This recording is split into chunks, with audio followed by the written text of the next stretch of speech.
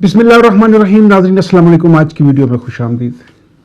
नाज़रीन, हम इस चैनल पे Islamic insights with Farooq Yusuf पे एक अरसा से हम ये कोशिश, इस चैनल को बनाने की हमारी नीयत भी यही थी कि हम दीन इस्लाम के हवाले से जो खुराफात हमारे यहाँ पाई जाती हैं, जो गलत फहमियाँ हैं, उनको दूर किया जाए और इस्लाम की मौजूदा कंडीशन के ऊपर बातचीत की जाए और ये देखा जाए कि किस तरह मुमकिन है कि नियर फ्यूचर में कोई ऐसा इनकलाब बर्पा हो कि दीन इस्लाम का गलबा वापस इस दुनिया में और हमारे मुल्क में हो। इस दौरान अभी हमने बात शुरू ही की थी तो तवज्जो का मरकज़ बन गया इंजीनियर मिर्ज़ा, क्योंकि इंजीनियर मिर्ज़ा जिस कॉज के ऊपर हम काम करना चाह रहे थे उसको सबसे ज़्यादा नुकसान इंजीनियर मिर्ज़ा पहुँचा रहा था। तो उसके ऊपर बात शुरू हुई और फिर उसके ऊपर बात ऐसी शुरू हुई कि हर दिन उसी पे बात होती रही। अब इंजीनियर मिर्ज़ा जेल में है। आज की ताज़ा इतलात ये हैं कि उन्होंने दोबारा से एक बेल फाइल कर दी है और अभी डेट उसके ऊपर नहीं हुई, कौन सी डेट होगी उसकी हियरिंग, और फिर पता चलेगा कि इंजीनियर मिर्ज़ा को बेल मिलती है कि नहीं। मेरी नाकस ज़ाती राय में मैं 100% श्योर हूँ कि उसे बेल नहीं मिलेगी। उसकी रीज़न ये है नाज़रीन, जिन लोगों का ख्याल है उसे बेल मिल जाएगी, उनको ये लगता है कि पीछे 4-5 लोगों को बेल मिली है, उनको रिहा किया गया है, उनको बरी किया गया है, जिनके ऊपर सजाए मौत के फैसले थे। तो ये एक सिनेरियो ऐसा डेवलप हुआ है जिसमें ब्लास्फेमी के केसेस के ऊपर जो है एक नरम गोशा अदलिया के यहाँ पाया जाता है और हुकूमत के यहाँ भी, और इस हवाले से एक बहुत बड़ा प्रेशर है हुकूमत के ऊपर भी, अदलिया के ऊपर भी, हमारे लिबरल तबके का, जो ये कहता है कि ये कानून या तो होना ही नहीं चाहिए, इसमें कई और वो शिकें डालना चाहते हैं, जिसमें इंजीनियर मिर्ज़ा भी एक बंदा है। तो लोगों का ख्याल है कि चूँकि उनको मिल रही है बेल, उनको बरी किया जा रहा है, तो इंजीनियर मिर्ज़ा भी मोस्ट ऑप्टिमिस्टिकली वो इसको रिहा कर दिया जाएगा। मेरी राय इस हवाले से ज़रा दूसरी है। मुझे लगता है कि वो ब्लास्फेमी वाले केसेस में कुछ रेफरेंसेस उन तमाम केसेस के आपस में इस तरह से मिलती जुलती कड़ियाँ हैं जिस वजह से वो सब लोग शक के फ़ायदे में इस वक्त बाहर निकल रहे हैं, वरना कहीं ना कहीं उनसे भी बहरहाल इस तरह की गुस्ताखियाँ हुई हैं। लेकिन इंजीनियर मिर्ज़ा का केस इंटायरली डिफरेंट है। ये उनके साथ एसोसिएटेड केस नहीं है, ये उस नोयत का केस नहीं है।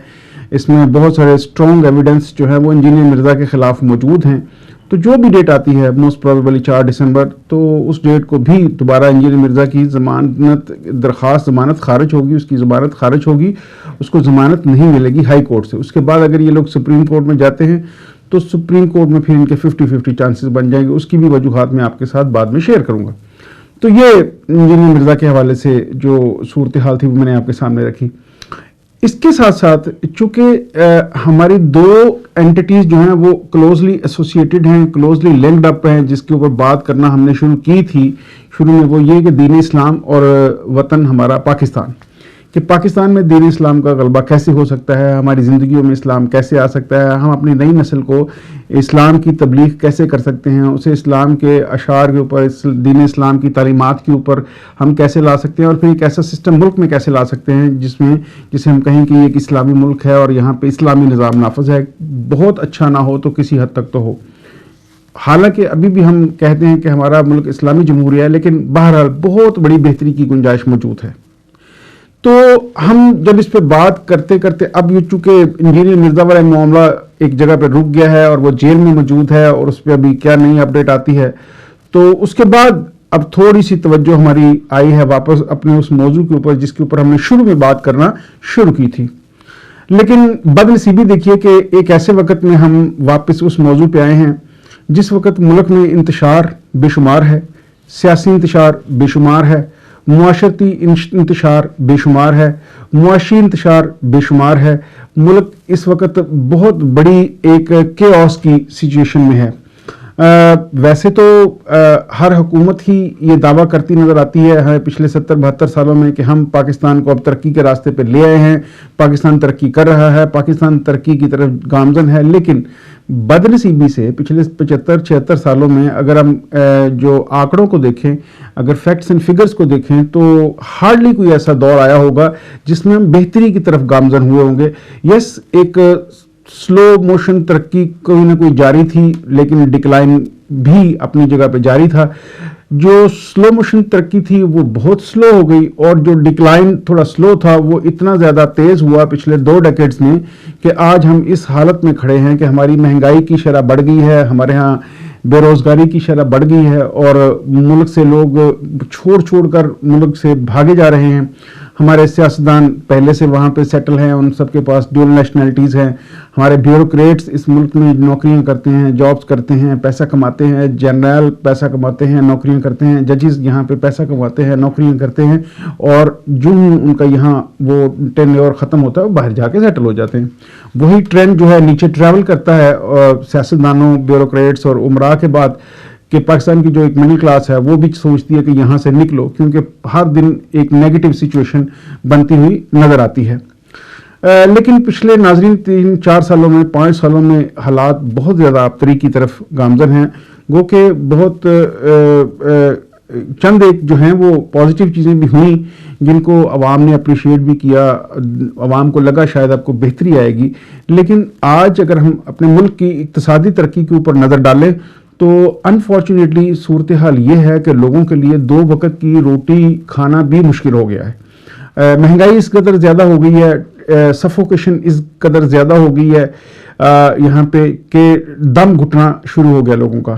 یعنی اگر ایک آدمی، آپ خود حساب کیجئے کہ ملک میں نوجوانوں کے لیے نوکریاں ہمارے پاس ہیں نہیں، انڈسٹری ہماری بند ہو چکی ہے، زراعت کو ہم ہر آنے والے دن زوال کی طرف دھکیل رہے ہیں، ملک میں اقتصادیات نام کی کوئی چیز نظر نہیں آتی، چلتے بزنس بند ہو رہے ہیں۔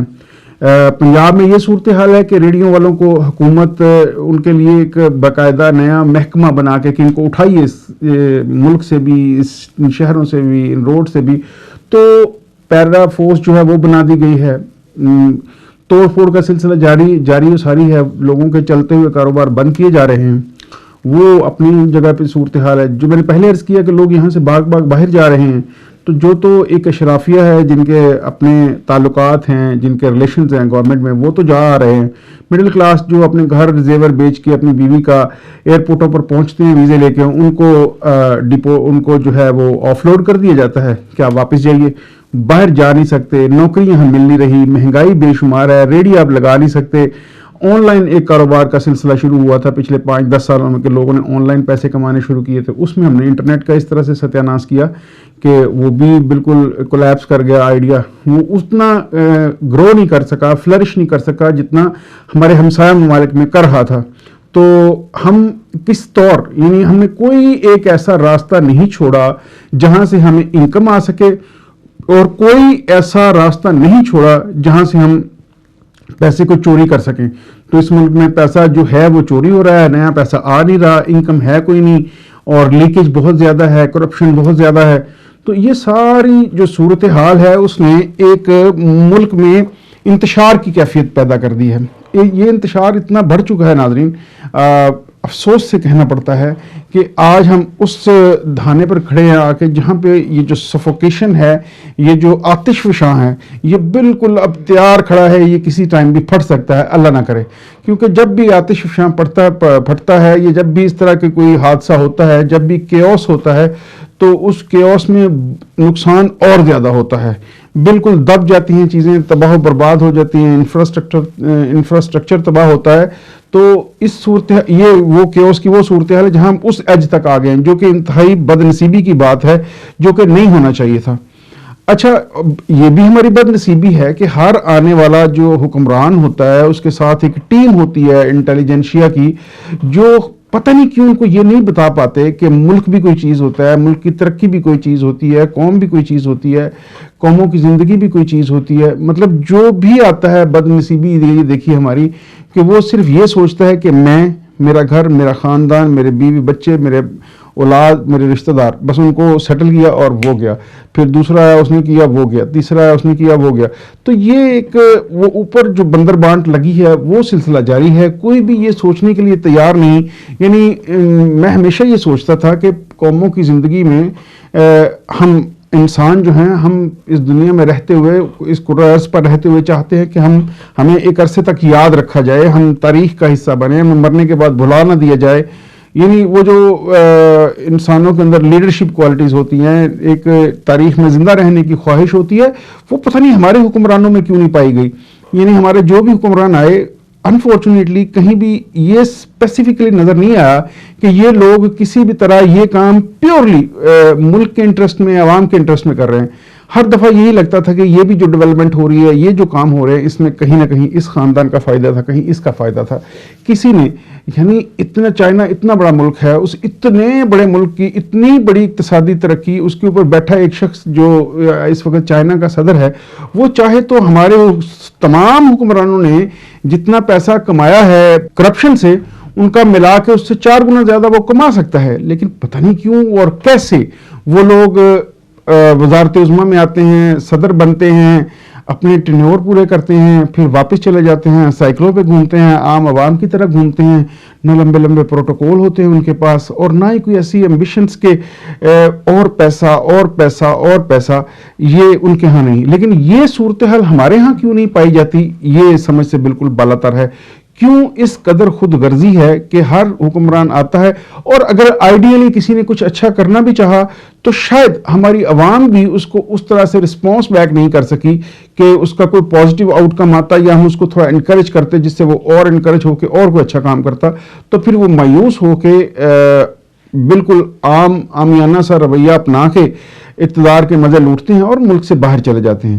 لیکن ناظرین، جو بہت ہی افسوسناک بات ہے وہ یہ ہے کہ آج جس مقام پر ہم کھڑے ہیں، آج تاریخ کے جس موڑ پر ہم کھڑے ہیں، جیسے میں نے عرض کیا کہ ایک آتش فشاں پھٹنے کو تیار ہے، ایک پوری نسل جو ہے جو سفوکیشن کا شکار ہے، جو حالات کا شکار ہے، جو معاشی ناہمواری کا شکار ہے، وہ تمام کے تمام اس قدر گھٹن کا شکار ہے کہ کسی بھی وقت یہ آتش فشاں پھٹ سکتا ہے. اور اگر یہ آتش فشاں پھٹتا ہے تو خون ریزی ہوگی، کیوس ہوگا اور بربادی تباہی ہوگی. اس کے بعد بھلا ہی شاید کوئی ہم سیدھے رستے پر نکل آئیں، لیکن ایک بہت بڑے حادثے کے بالکل کنارے پر ہم کھڑے ہیں. اب یہاں دونوں سوچیں موجود ہیں، دونوں سوچوں کے لوگ موجود ہیں. ایک جناب حسن نثار صاحب جیسے، جن کو لگتا ہے کہ اس قوم کو اب کچھ نہیں ہو سکتا، اس سسٹم میں ٹھیک ہونے کا مارجن بچا ہی نہیں. دوسری طرف دوسرے لوگ ہیں، وہ یہ سمجھتے ہیں کہ نہیں، ابھی بھی کوشش کی جا سکتی ہے. اگر کوئی حکمران ایسا آئے جو اس ملک کے لیے سوچے، لانگ ٹرم پلاننگ کرے، تو شاید حالات بہتری کی طرف چلے جائیں. جو بھی صورتحال ہو ناظرین، اس وقت عام آدمی یہ سوچ رہا ہے کہ کل صبح کیا ہونے والا ہے، اور ہر آنے والے دن وہ جو سفوکیشن ہے وہ بڑھ بھی رہی ہے، وہ جو ابال ہے وہ بھی بڑھ رہا ہے، اور یہ حادثہ خدا نخواستہ کسی بھی وقت ہو سکتا ہے. اللہ نہ کرے پاکستان اور ہماری قوم جو پہلے سے مسائل کا شکار ہے، وہ اس طرح کے کسی بھی حادثے کا بوجھ اس وقت نہیں اٹھا سکتی.